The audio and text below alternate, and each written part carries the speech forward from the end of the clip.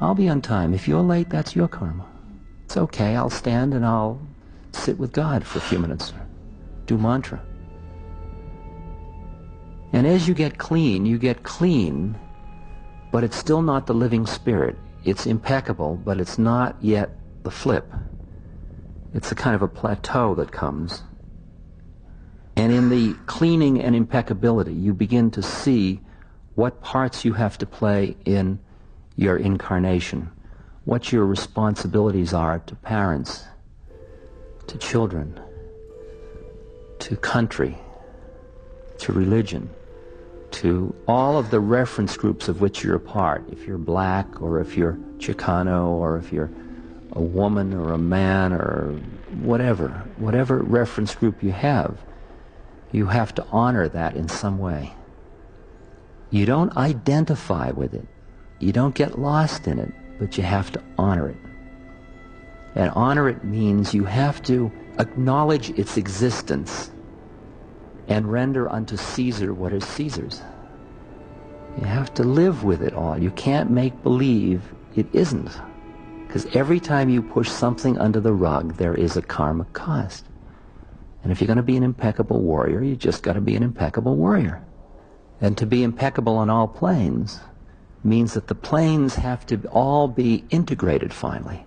And so if I go into a plane of consciousness in which I see that you and I are in fact the same person, the same being at some level, we are merely in two different forms of it, then if I come down into the plane of separateness and I act as if you are not the same being, I am not being impeccable across planes, if you understand that. In other words, I'm impeccable here and impeccable there, but I'm not impeccable here and there at the same moment. Now, what does it mean to live here with the knowledge that you and I are one? Well, it's a fierce one, and it leads to a lot of changes in lifestyle. It leads to things like voluntary simplicity.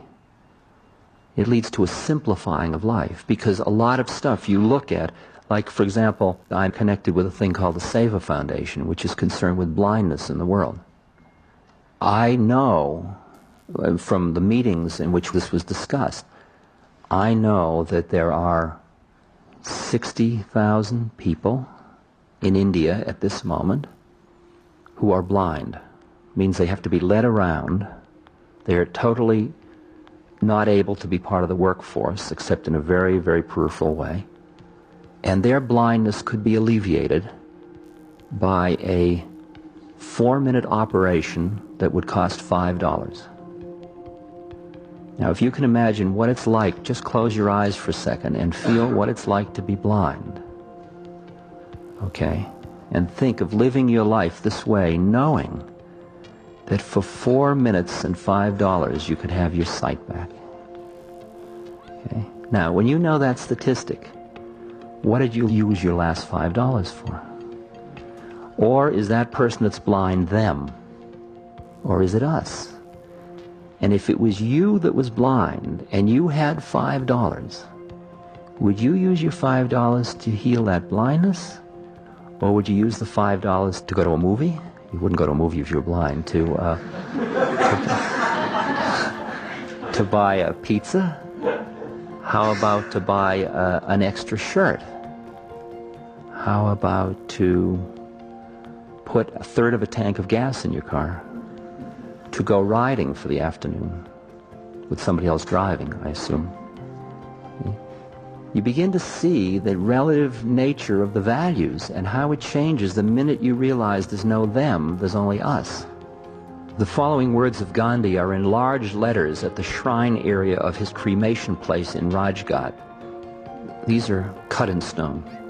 Recall the face of the poorest and the most helpless man whom you've seen, and ask yourself if the step you contemplate is going to be of any use to him. Will he be able to gain anything by it?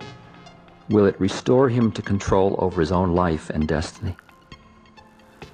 That's a hard one. To run each act you perform through that. And if it's done from the wrong level, it's righteous. And if it's righteous, there is anger because you feel you're losing something. And if there is anger, you're ultimately hurting that man even as you're helping him. So remember the timing of the game. Don't get ahead of yourself. Just keep it all in mind. Don't get ahead of yourself. It's such a delicate dance. Such a delicate dance.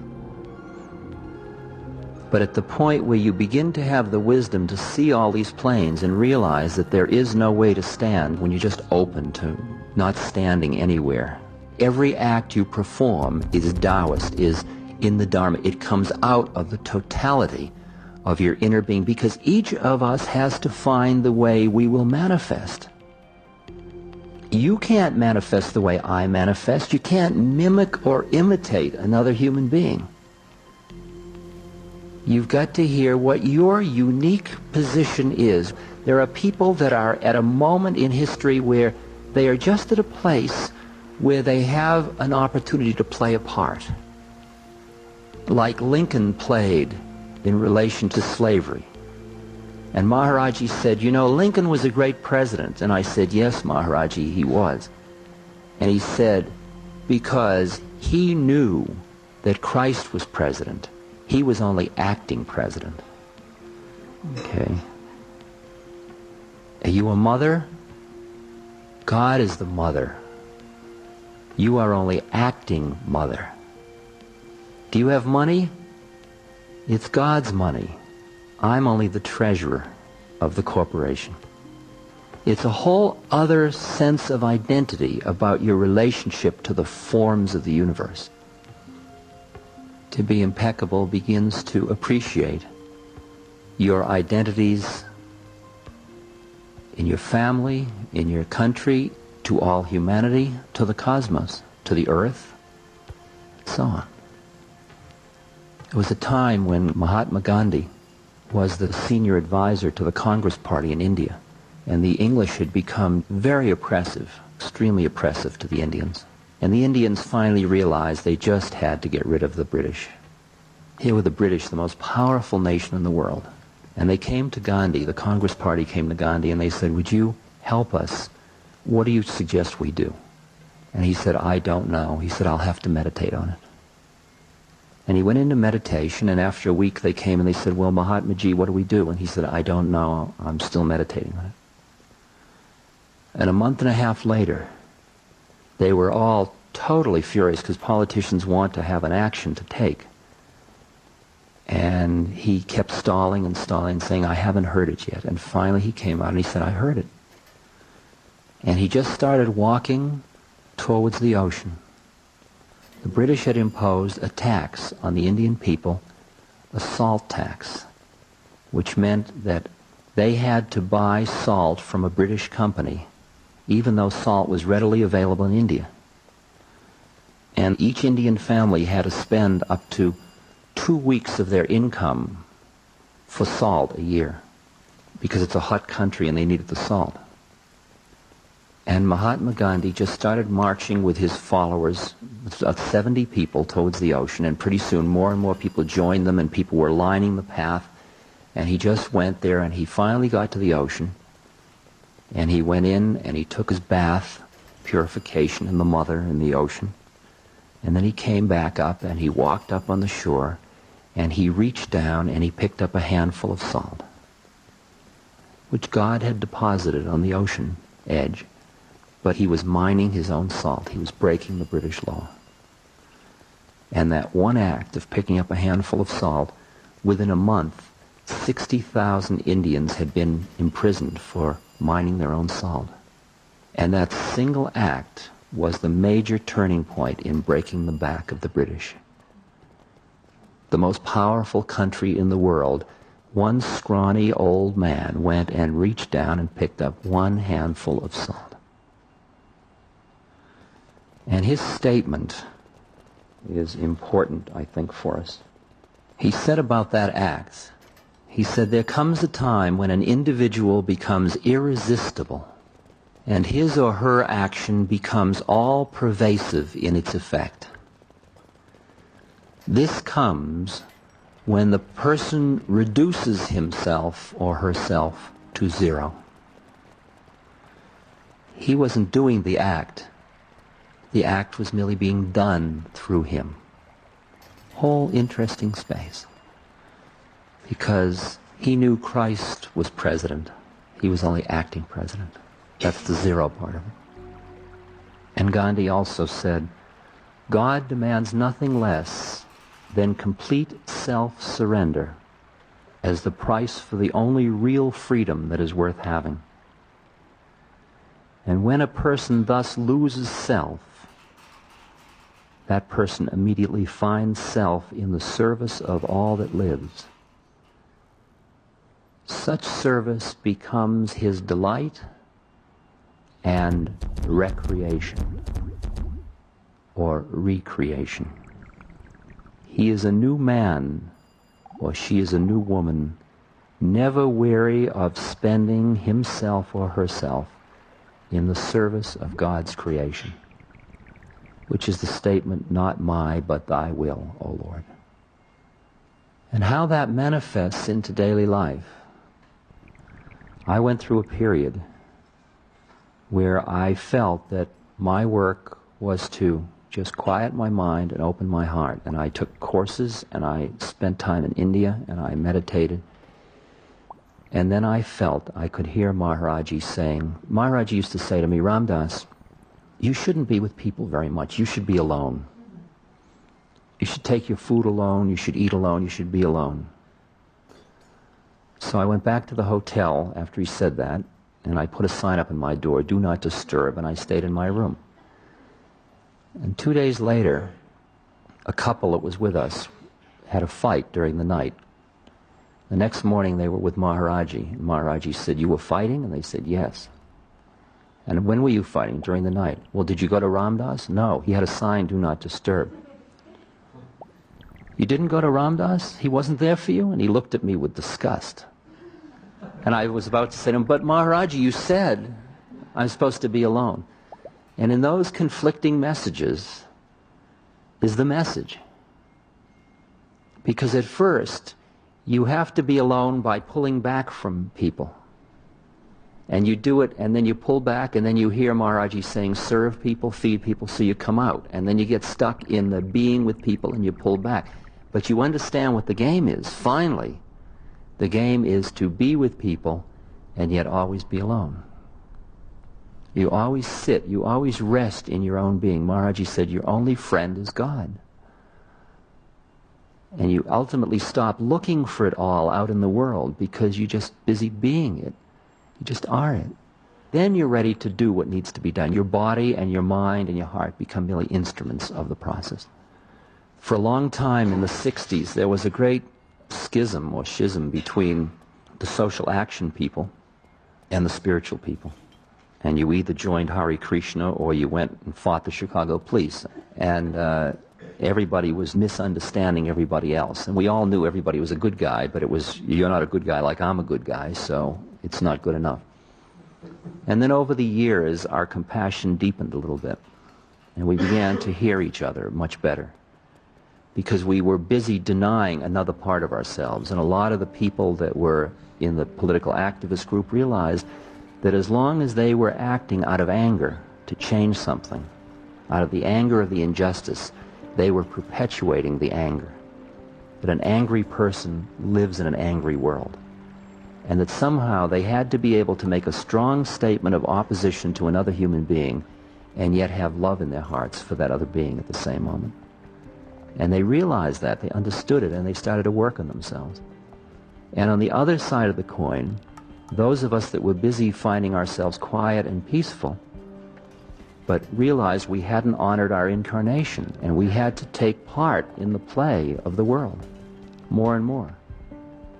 And I found myself about a year ago at the Rocky Flats nuclear plant protesting with a group of people, and I participated in the writing of a statement. We all went to Rocky Flats and just sat in meditation right in the middle of the protest. Just sat down and breathing in, breathing out, and then walking meditation, then sitting meditation for about 3 hours. And it rained and everything. We just sat there. We are meditating here today because we feel that a quiet mind and an open heart are the optimum conditions for social change.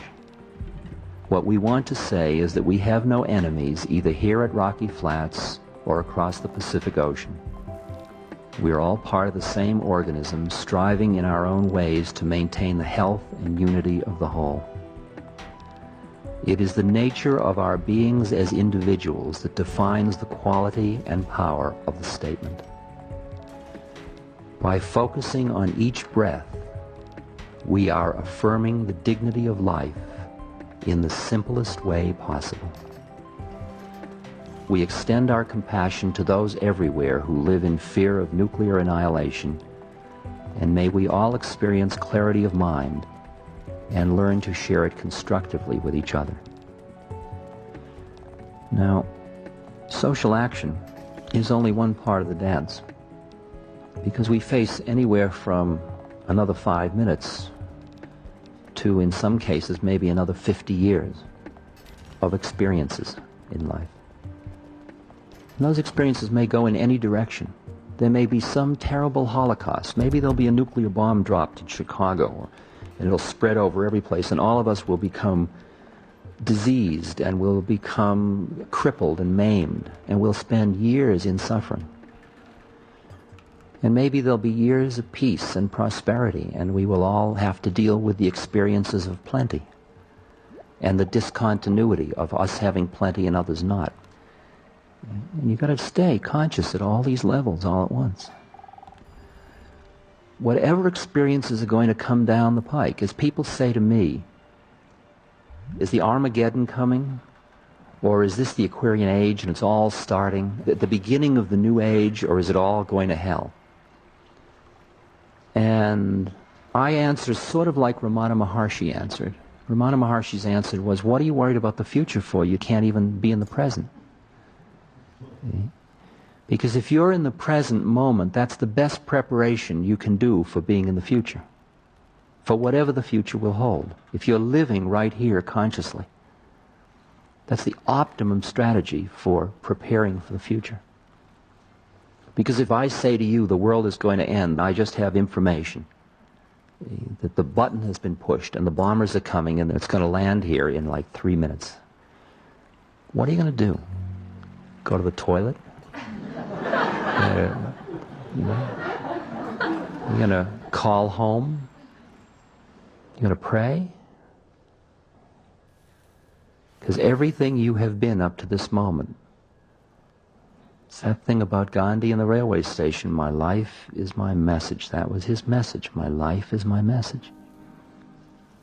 Whatever you are at this moment has to be ready to die and ready to live. And if you're not, you get on with it, because that's the only thing you can do for however the world's going to come out. Like Uspensky describes in In Search of the Miraculous, how he's decided he's going to stay conscious. See? And he's walking down the street saying, I, Uspensky, am walking down the street. And he turns into a certain street and he says, I am turning into this street. He's walking down the street and suddenly he sees the shop of his tobacconist. And he thinks, oh, I'm out of pipe tobacco. And he goes in and he gets the pipe tobacco and he goes on. He completely forgot the whole exercise. And a day and a half later, he remembers he was doing an exercise at the time he saw the tobacconist. And so he starts all over again. You will forget again and again and again and again. And you will remember. That's the way the game is designed. That's the process. Because if you didn't ever forget, you wouldn't have taken incarnation in the first place. So don't knock yourself so hard. It's just the way of it. You just keep working with it. So you quiet your mind. And then you open your heart more and more and more. See, the way it works with me is it's a lot like judo. Here's the way it works. When I'm around people that are all light and playful and spiritual and all, it's wonderful. I mean, I'm flowing all the time. It's beautiful. But the minute I'm around people who aren't, who are tight and hung up and it's all solid and it's all real and they forgot the folly of it, and they say something solid to me, and sometimes I buy it. I react. And I get caught in the reaction and a heaviness creeps into me. The minute I feel that heaviness, it's just like I dove from air into water. I just went from one medium into another medium that's thicker and heavier. I lost it. I know I lost it at that moment. I may not even know how I lost it. Somebody will walk down the street and I will look at them, and there may be a look in them. For example, they may be suffering terribly, and I get caught in pity, and I lose it into pity. I may get lost into lust, and I lose it into lust. I may get caught in anger, I lose it into anger. I may get caught in spiritual greed, I lose it into spiritual greed. Somebody comes along and says, you know, there's a teacher that I can't tell you about the name, but if you are on the street corner at 3rd and Market at a certain time, you will be taken in a car to this place where you'll get a secret initiation that will change everything. And your little heart goes, see? And it's got you. It's got you. You want something. You lost the faith a little bit. Okay? There's a flickery desire. There it is, grabbed. Every time something grabs in me, I just feel that heaviness start. And the minute the heaviness starts, that heaviness becomes the stimulus that awakens me. I don't even know what I'm heavy about some of the time. I don't even care. I don't even have to get into the content of it. I just feel the heaviness, and I immediately go into whatever my technique is, breathing, mantra. Doesn't mean I stop the anger or stop the lust or anything. It goes on, but I am bringing myself into consciousness right in the middle of it, because the thing itself awakened me. In judo, the punch of someone else becomes the energy you work with to defeat them. You work with the energy that comes at you by moving with it rather than going against it. And the minute something happens that takes me out of consciousness, that is the vehicle that reminds me to awaken. And you just train yourself so that you get so that you use life that way. It's merely a device, because at that point you just want to be with God. It means you want to be in this clear, light, loving, present space. Not even the experience of it, just. So, you and I are going to have the opportunity to have lots of experiences and use them until we get totally liberated, which means the end of our identification with the experiencer. And at that moment, our experiences end, because there's nobody to experience them. Then you might hang around and there'll be manifestation coming out of you, but you don't have to worry anymore, because you're just God. You're just one with God.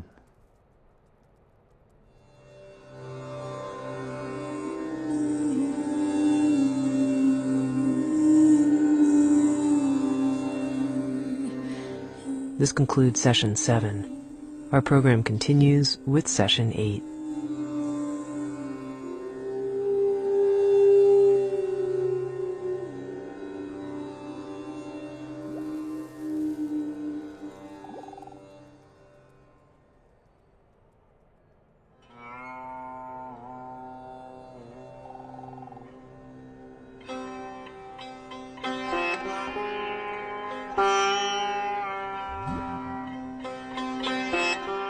Sounds True presents Experiments in Truth, Session 8, Living Spirit, Open Heart, Part 2, a talk given by Ram Dass at a retreat held in Devon, England, in July of 1994.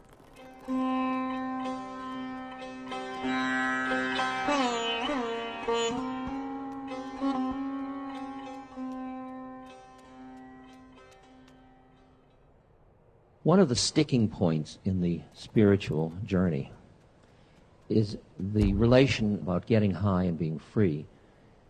For me, in 1974 or 5, I really fully realized my predicament. I had now been on the journey for about 15 years.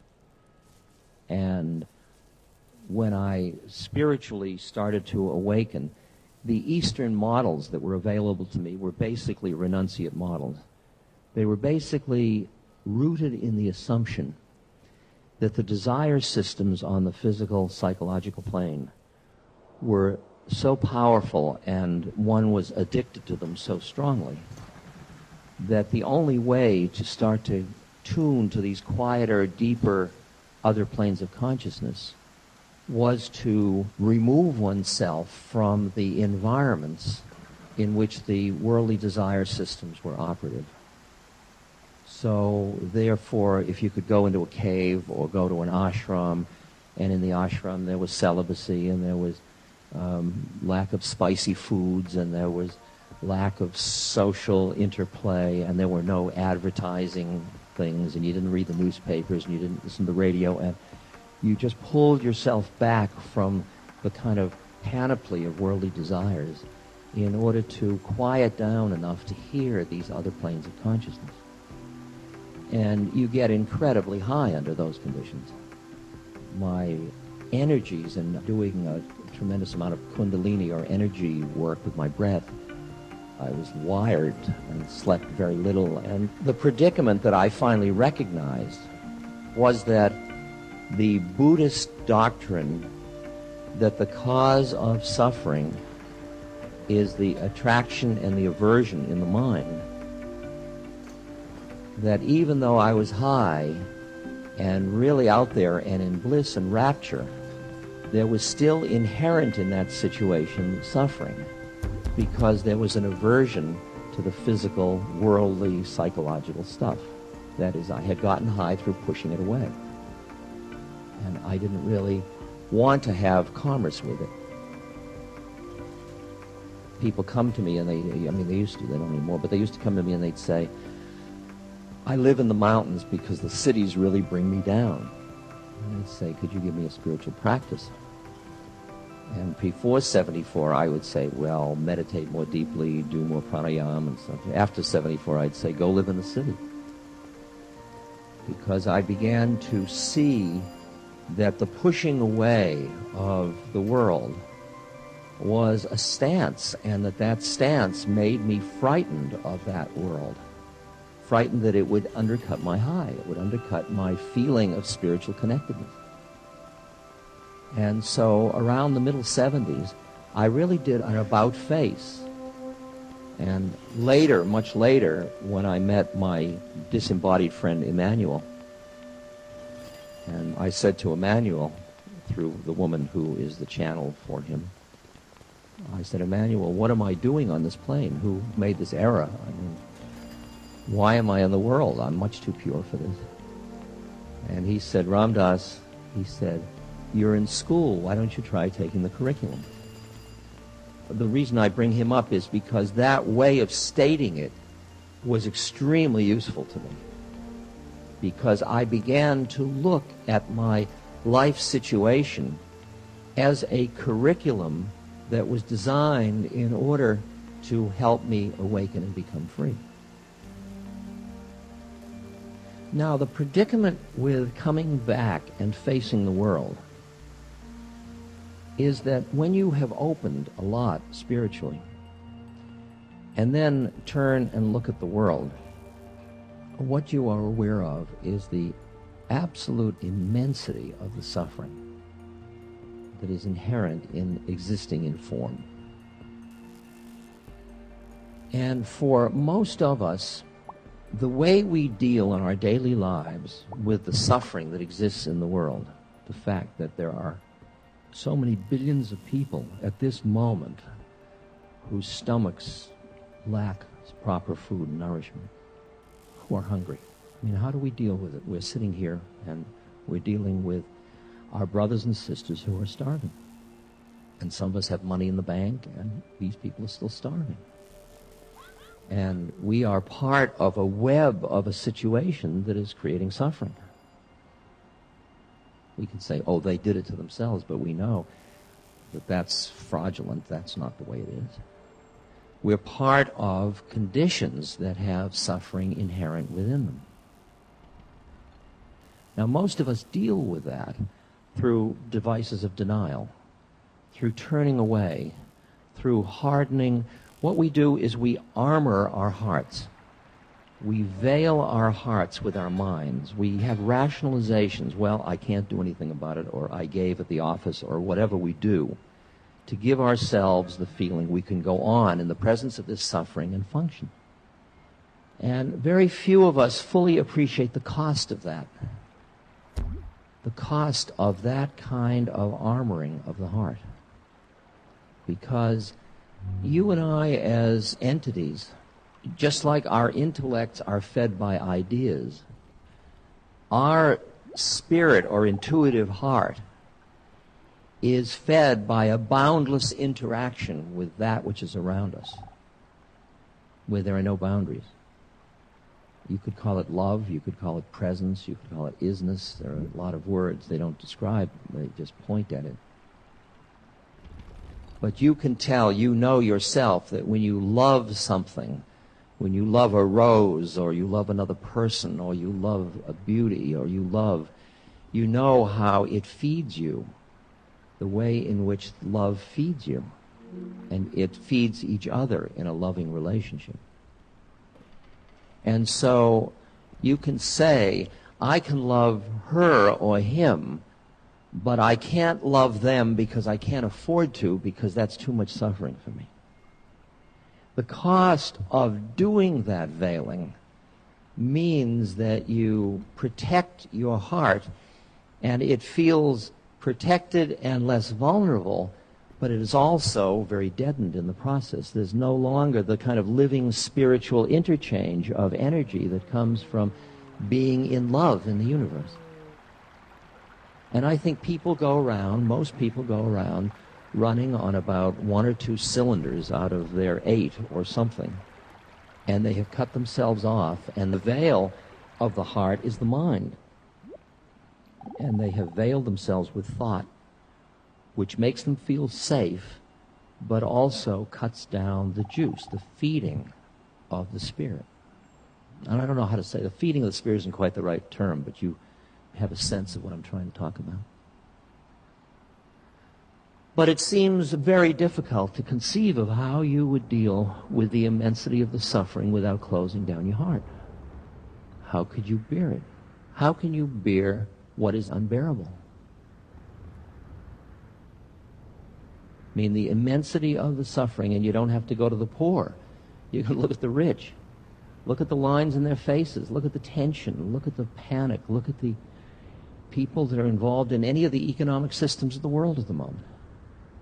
Look at the fear that is generated by the instability of these systems, and you will see tremendous suffering everywhere. And you'll see people buying things to make themselves happy and then not being happy with the thing they bought, and that's forms of suffering. Getting what they wanted is suffering. Isn't it funny? Getting old is suffering because it's all changing and your body is getting ill and failing, and that's all suffering. Dying is suffering. These are all can be sufferings. We're going to talk about that in a minute. So that the issue is, how do you respond to the immensity of the suffering around you in a way that doesn't close you down? In which you don't have to use your mind in order to protect your heart. That seems to me to be the issue that I find at the root of why people find the world scary. Because they will get overwhelmed by the suffering around them, their own and everybody else's.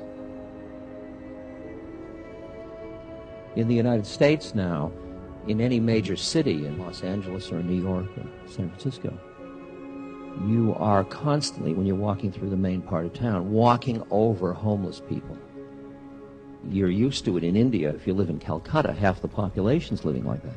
But in the United States, the affluent United States, it seems bizarre that some people are living so well and some people are living so badly, and we can't get the system together to have enough equity to give everybody at least shelter and food and clothing. And if you look at the faces of the people that are walking by, the homeless people who are begging, you can see the cost of the turned offness. You can just see it. Now, to get to the answer to how I deal with this, because I'll tell you in advance that I deal with this by cultivating more than one plane of consciousness. That is, that through the practices and the metaphysical study and the kind of experiences in these other realms of consciousness, when I come into a perceptual vantage point in which I look at a leaf or a drop of water or stars, planets, and I see the extraordinarily exquisite and awesome nature of the lawful relationships of phenomena, one to another. And I can find that law, different kinds of laws, but the same law, the same Tao, the same way of things. I can find that in music. I can find it in genetics, in chemistry. I can find it in each field that I attend to. And one can't help but be filled with awe at the magnificence of the way it all works. And then one realizes within that the way it all works includes suffering. And you can say, well, it's all perfect except for the suffering. If it weren't for suffering, everything would be perfect. But when you look at the way in which the formless comes into form, it starts out with two. It starts out with positive and negative energy. If you don't have positive and negative charge, you don't start manifestation in form. It starts out with dark and light. If you don't have dark and light, you don't have discrimination in form. Then you've got good and evil. You've got all the polarities. The minute you open the door to polarity, the minute you go from 1 to 2, you open to all the polarities. And the universe of matter, of form, of all form, is rooted in 2. Before 2, there's 1, and with 1, there's no manifestation.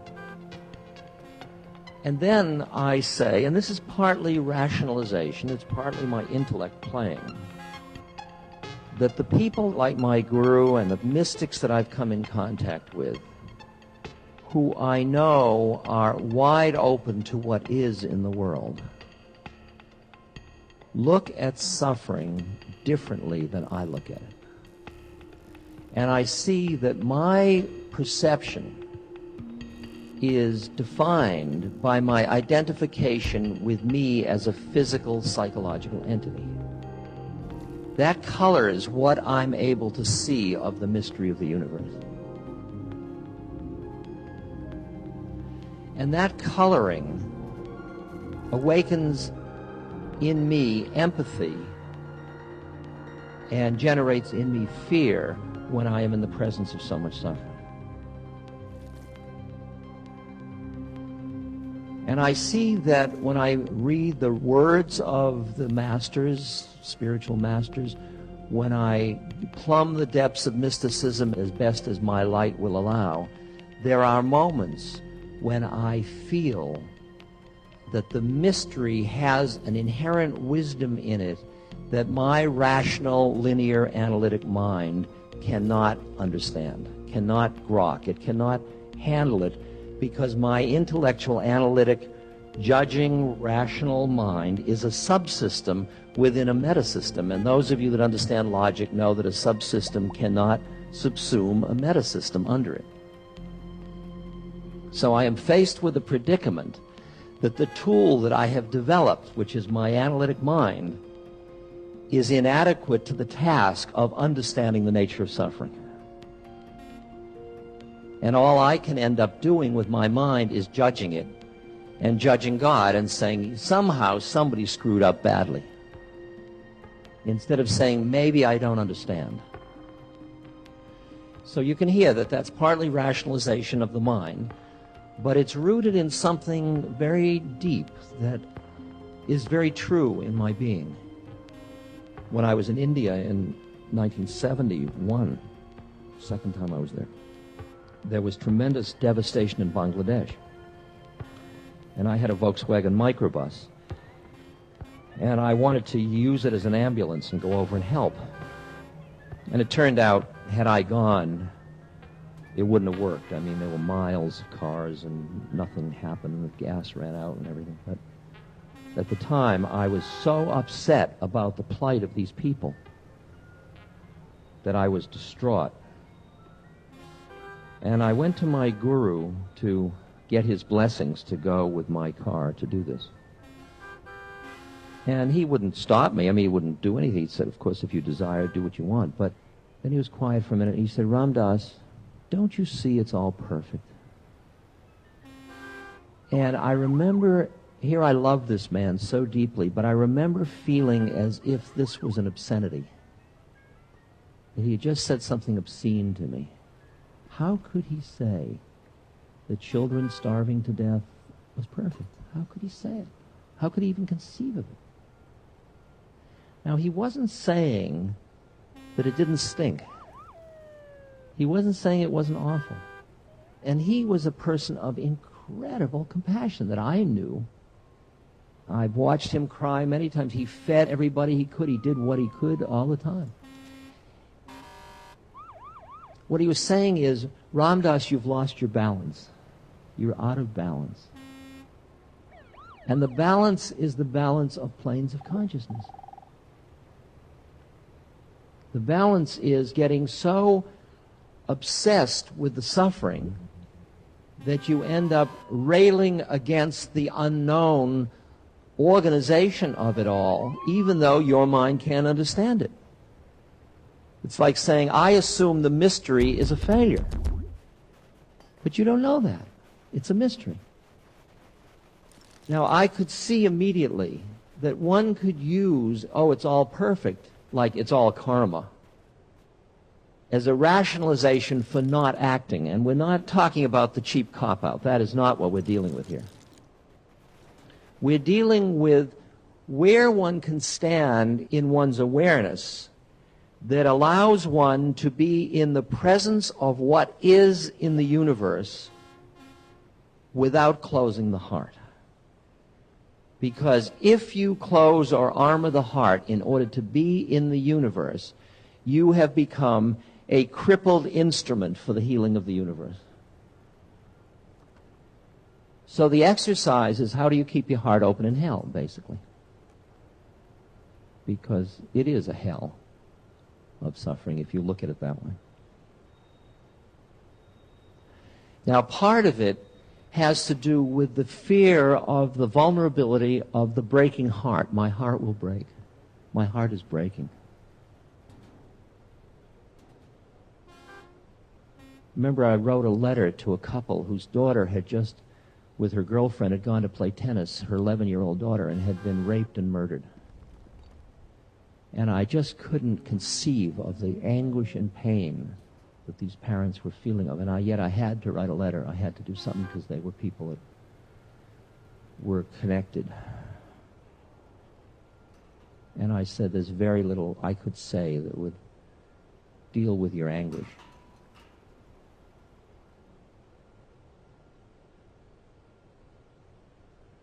And I said, you are being forced to bear the unbearable. And when you are forced to bear the unbearable, something dies in you. What dies in you is who you were that couldn't bear the unbearable. Because there it is. There's the unbearable. And you say, unbearable to whom? Unbearable to who I think I am. And in order to preserve who I think I am, you armor yourself against the unbearable. You're bearing the unbearable. That is the root of the deepest compassion in the world. That's where compassion comes from. You're being turned into an instrument of compassion. It's a very fierce lesson. And neither I nor your daughter would give it to you, but there it is. That's the legacy. That's what you're getting from this. And if you individually look at your own suffering in this life, whatever kind of sufferings you've had, sufferings of isolation, of inadequacy, of failure, of loss, of grief, they've hurt like hell. If you've been open, your heart has broken. But here you are. Here you are. And some of you, I am sure, can see the way in which that suffering burned deep into you and created in you a different quality of your own being. And it's very hard to imagine a system, a curriculum that is designed in which Suffering 102 is part of the coursework for becoming a full human being. Now, as I said, there's a tremendous fear of the vulnerability to your human heart. I can't bear it. I've got to look away. Many of us had the experience when we were, some of us still are, but very young, of having our first love affairs, our first intense attachments, and having them go awry, and having our hearts broken, and thinking, I'll never open my heart again. It's too painful. A few didn't. But most of us, after a while, after we grieved for our loss, something turned and we were ready again to start again. And many of us have opened our hearts many times and had them broken many times, and we keep growing and growing and growing and growing. And instead of looking at that as the failures of life and the pathology, to look at it as the process of life, just that little flip of consciousness, as the process of your life. I look back on the sufferings of my life, and I may be really weird, but I see them now as gifts. I wouldn't have asked for them in a second. I hated them while I was having them. I protested as loudly as I could. But they happened anyway, and now in retrospect, as I look back, I now see the way in which they deepened my being immeasurably. Now, there's an interesting distinction that's important to make here. In the Noble Truths that the Buddha enunciated, he talks about suffering being inherent in the way of things. And then he talks about the end of suffering. And he points out that the cause of the suffering of an individual has to do with the way in which their mind responds to phenomena. The example I usually use: when I was young, I had hair. And then I started to lose it. And I was still, in my mind, somebody who had hair. So I let it grow long, and I wrapped it around my head so I could be someone with hair. And then I always was aware of the way the wind was blowing. And I was suffering. I was suffering because my mind was holding on to a model of who I was that I wasn't any longer. And finally, I let go. And I just decided that I am. I was invited to give an address at Saks Fifth Avenue, which is a very Tony department store in Beverly Hills, California. And I was speaking on behalf of La Prairie Cosmetics, which prepares a cream for aging, to avoid aging. Okay, it's a very fancy cream, and they have a sanitarium in Switzerland where you can be repumped and rebuilt and revitalized and toned up, and you can be eternally young, dead or alive. So my friends all said, well, you certainly aren't going to do this. I mean, you don't believe in these kinds of creams. I mean, you think aging should be, but they were offering me $12,000 for basically a 15-minute slot. Now, I don't sell out. I mean, it's not that kind of look, but I raise money for the Seva Foundation, which does cataract surgery among the poor in Nepal and India, and a surgery that gives somebody back their sight and thus their working capacity in their life costs, well, it's been going up, but it's about $35, $40 now. And if you divide $40 into 12,000, that's a lot of human suffering that's alleviated. And I thought, could I compromise my principles to do this? After all, Christ went and spoke to the, why shouldn't I? Good enough for Christ, what the hell? So I thought, I can go to Beverly Hills and to Saks Fifth Avenue. I'll teach Dharma. It doesn't matter. I had given a lecture on aging, and they wanted sort of some intellectual content to this luncheon. So I was the rent and intellect. And they had the 200 best customers of Saks, personal invitation to come to luncheon. So the person that spoke before me was the skin nutritionist and a doctor. She got up and she said, let's run an experiment. She said, would you all put your hands in the middle of the table?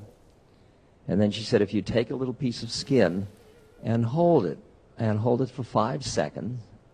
She counted, and then she said, now let it go, and the rate at which it goes back will show how vital your skin is and how healthy you are. And so we all did this in the middle of the table, and when I let go, my skin didn't go back. I mean, in fact, it's still there. I would be there if I didn't push it back, you know.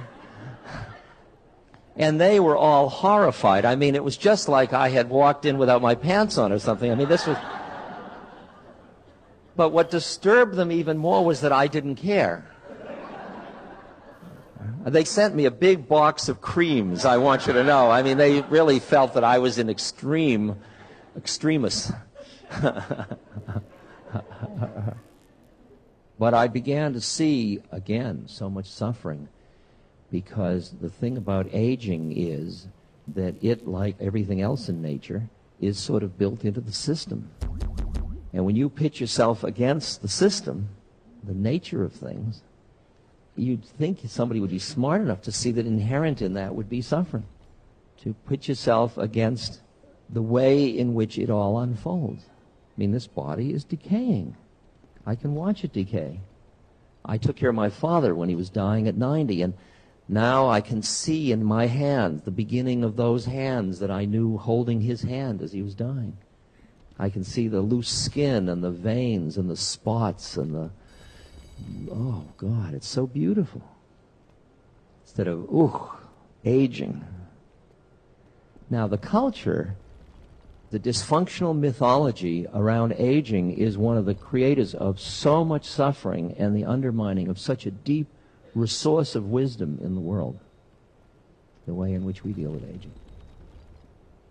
So the suffering, as the Buddha pointed out, is connected to the way the mind holds on to certain things that are disparate from the way something is. Now, knowing that, to really understand the Buddha's Four Noble Truths, the appreciation of that makes you finally realize that every experience you have of suffering, you don't ask for it, but the ones that just naturally come, you can immediately begin, if I am suffering, where can I look to alleviate my suffering? Well, if I'm suffering because I'm hungry, I can eat. One of the places I must look is how my mind is defining the reality to create the suffering. Like, pain is pain. Suffering is something else. You can have a pain and not suffer, or you can have a pain and suffer. Pain is strong stimulation, is what it is. I like to go to the dentist and say, I don't want any Novocaine. He's drilling, and I'm going, ah! He says, is it painful? I say, yes. He says, you want Novocaine? No.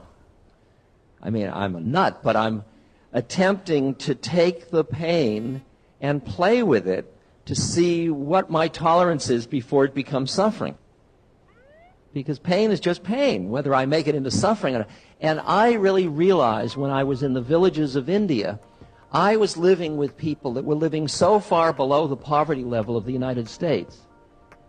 They were living with so little, and when I looked in their hearts and in their eyes and in their beings, they were suffering a hell of a lot less than the middle class was in America. So understanding the way the mind relates to the nature of suffering leads one to take one's own sufferings and see them as an opportunity to examine the way the mind clings. The way the mind clings. The whole process of getting old and feeble and dependent. Now, people that have been fiercely independent say, I hate being dependent. But I work with a lot of people that are ill and dying, and I watch some people who do the dependency number with such grace that they end up feeding everybody that's taking care of them. I watch people that are old and frail who need to be taken care of, and they end up being a gift to everybody that's taken care of them, because they are not at odds with themselves. When I was changing my father's diapers, as he had changed mine, people could say, "Oh, how disgusting." To him and me, it wasn't disgusting at all. It was like a beautiful completion of a cycle. I mean, his mind had turned quite a bit to the point where he could enjoy it. But at that moment, he was absolutely radiantly happy and peaceful and relaxed. I think that when we get to those edges where we say, well, I couldn't handle that, or I'm not doing that, or you look, there is the root of your suffering, where the mind is in relation to the phenomenal field. Now, to understand those Buddhist teachings about suffering doesn't mean that you can then use that as a rationalization for other people's suffering. Say, well, they're suffering because of their minds. And that forces you to deal with this interesting paradox. That you understand that for an awakened person, suffering is actually grace, because suffering shows you where the mind is caught. And in that sense, it is an extremely useful gift. But you can't go up to somebody who's suffering and say, it's a useful gift. You really don't have any moral right to lay it on another person, even though it is the root cause of suffering. It wouldn't work anyway. And this is a really interesting one. It was really hard for me to recognize that you don't have a moral right to try to take away somebody else's suffering. What you can be is an environment that is spacious enough where they can let go of their suffering if they're ready. But it is not your right. If they say, I am suffering and what I need is a new car, and you say, that won't satisfy you. Or take your need for a new car and turn it into grace. Probably won't work. It probably won't work.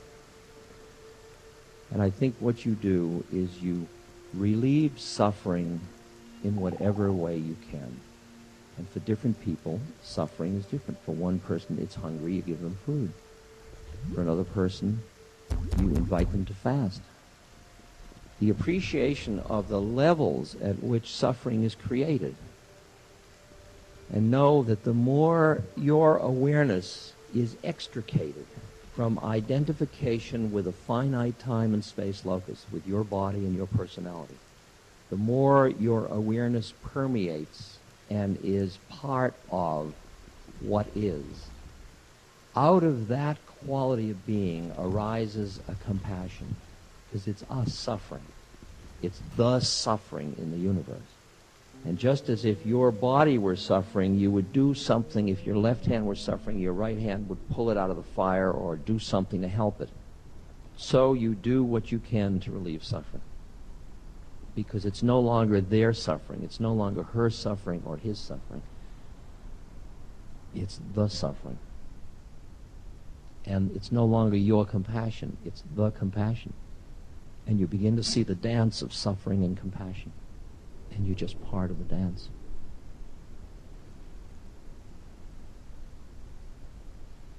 So, what you can develop through the awareness that expands to embrace the mystery of the universe, that expands to allow for the mystery of the universe, and allows for the appreciation of the beauty and awe of the law of the universe.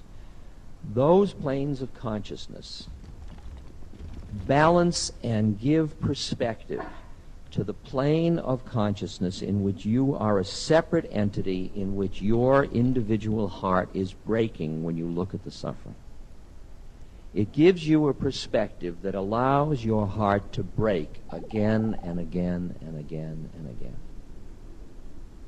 In the work that I do with people that are ill and dying, it has taken me a long time to understand how deeply I fall into love with each of these people, and how attendant to that quality of falling into love is the pain of the loss of the beloved. And while there is the pain of the loss of the beloved, there is also the quality of being with that being independent of loss. It's, I'll miss your form, but our essences are here. Where are we going to go? So I don't have a formula to keep your heart from breaking. I have a formula to keep you from getting so caught in your broken heart that you turn bitter, cynical, and close yourself down from life. Because I think the art form is to stay wide open and vulnerable in life, and sit with the mystery and with the awe and with the pain. Sit with it all. Just read the newspaper. You want suffering? Just read the newspaper and watch what happens to your heart with each item. Rwanda, Bosnia, rape, theft, exploitation, etc. Just watch. To read a paper meditatively is a really interesting experience. To find a spaciousness and then read the newspaper as these phenomena arising that are part of the human condition.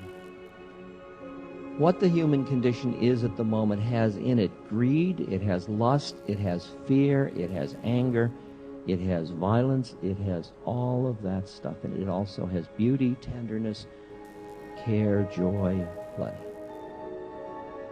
I'll tell you, if you think you can be happy by denying the pain and sadness in the world, I'll tell you that isn't true happiness. The cost of armoring your heart against what is more costly than you may appreciate. I've found that in that wonderful catchphrase, "Be here now," which I've been growing into for the last 30 years, since that here now has within it a richness that is enough. And when somebody says to me, "Ram Dass, are you happy?" People come up and say, "Are you happy?" And I stop and think about it, look inside. I mean, every time a question comes, a good chance to really ask it. Say, "Yeah, I'm happy." Somebody else comes up and says, "Ram Dass, are you sad?" Think about it. "Yeah, I'm sad." "Ram Dass, are you hopeful?" "Yeah, I'm hopeful." "Ram Dass, is it hopeless?" "Yep, it's hopeless." It's extraordinary. I mean, I realized in just honestly answering these questions that all of the stuff was present. Now imagine what thickness there is to a moment in time that has everything present.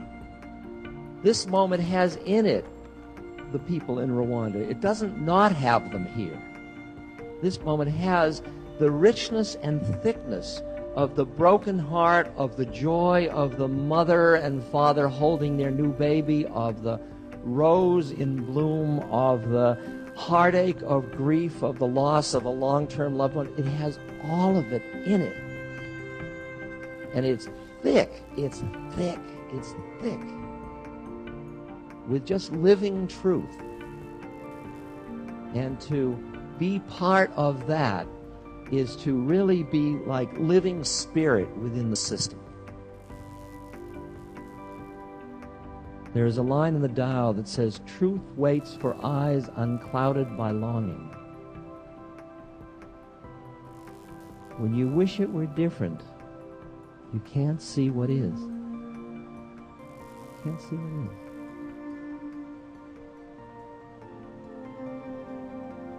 And the expanding of ourselves to embrace, to keep embracing, embracing into ourselves. Instead of, "I'm this fragile little thing, keep away from me, I can't stand that. Don't get near me. I don't want to deal with that suffering today, thank you." I've got to protect myself, versus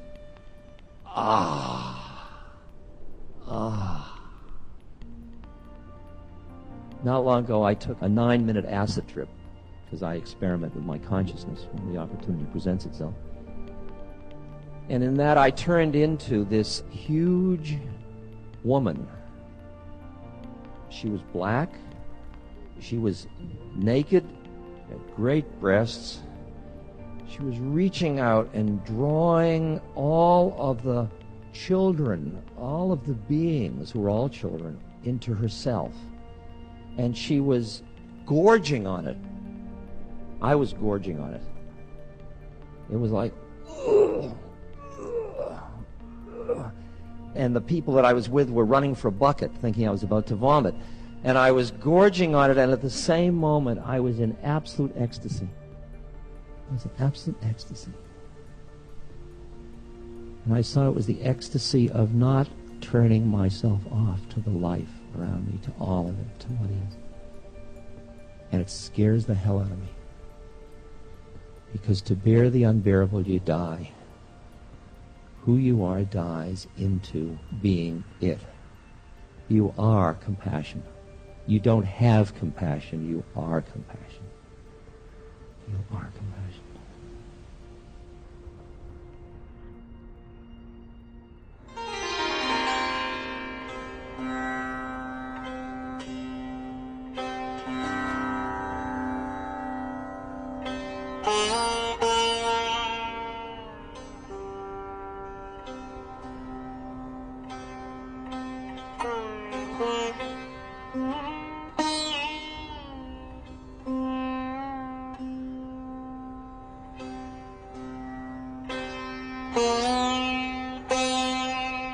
This concludes Experiments in Truth with Ram Dass. Music by Stephen McNamara. Thank you for listening.